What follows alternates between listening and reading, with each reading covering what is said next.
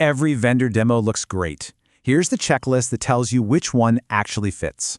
Welcome to this explainer. Look, if you're trying to bring conversational AI into your business this year, you already know how overwhelming the market is right now. Demos look completely flawless, but the real question is, can they handle your actual workflows, integrate with your specific systems, and actually drive measurable ROI? Well, let's figure that out. Okay, so here is our game plan for today. We're going to start with the polished demo problem, dive into our 8-point buyer checklist, talk about weighting your scorecard, walk through the 5 steps to actually choose, and then wrap up with that classic build versus buy decision. Let's get right into it. Section 1. The polished demo problem, or how to look past the sales pitch. Choosing a platform in 2026 is, well, it's tricky, because literally every vendor out there claims to have these flawless AI agents. But here's the thing. In a controlled sandbox demo, of course you get perfect answers. It's ideal data. But your reality? Your reality is messy workflows, strict compliance rules, and the need for really graceful human handoffs.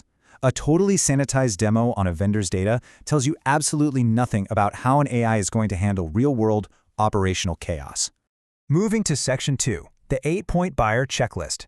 This is all about turning subjectivity into hard data. To cut through all that marketing noise, we need a concrete scoring system to evaluate vendors objectively. And the absolute first filter here is use case fit. Seriously, before you look at a single technical feature, you've got to ask yourself, what exact business outcome are we actually driving? Are you trying to recover missed voice calls? Maybe automate dental appointments? Qualify leads? Defining your exact need right out of the gate makes every subsequent decision infinitely easier. Okay, next up, we evaluate product fit and AI capabilities. You know, integrations are really what separate a useful platform from an expensive toy.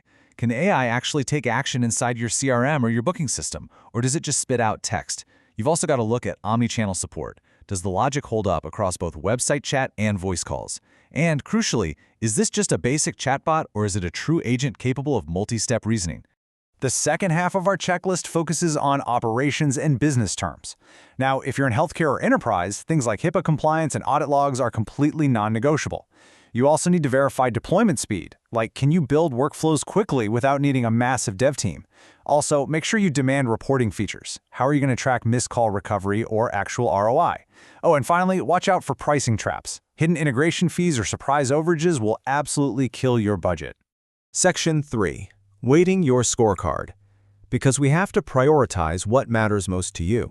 Look, not all criteria are created equal. In this baseline example, you'll see integration takes a massive 20% lead. Why? Because an isolated AI is pretty much useless. But you really need to customize these weights to fit your reality. So, if you run a healthcare practice, compliance might suddenly jump to 30% of your scorecard. Or maybe you rely heavily on phone support. Well then, weight the voice channel higher. This is exactly how you turn those subjective sales pitches into customized hard data. All right, Section 4, 5 steps to choose. Let's look at the buyer's funnel.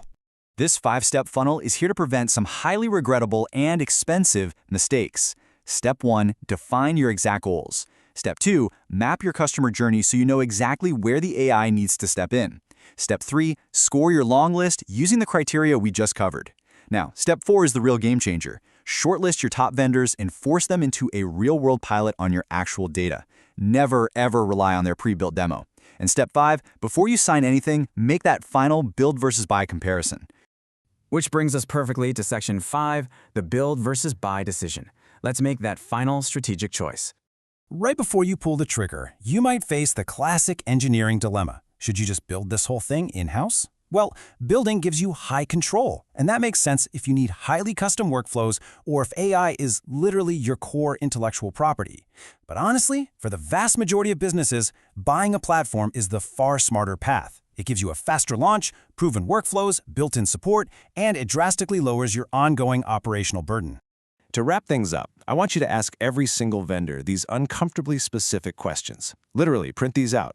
Ask them, can you demo my exact use case on my own data? Show me a non-developer changing a flow. What is read-only versus read-write in my specific CRM? Is a BAA available for healthcare compliance? And what is the realistic go-live date?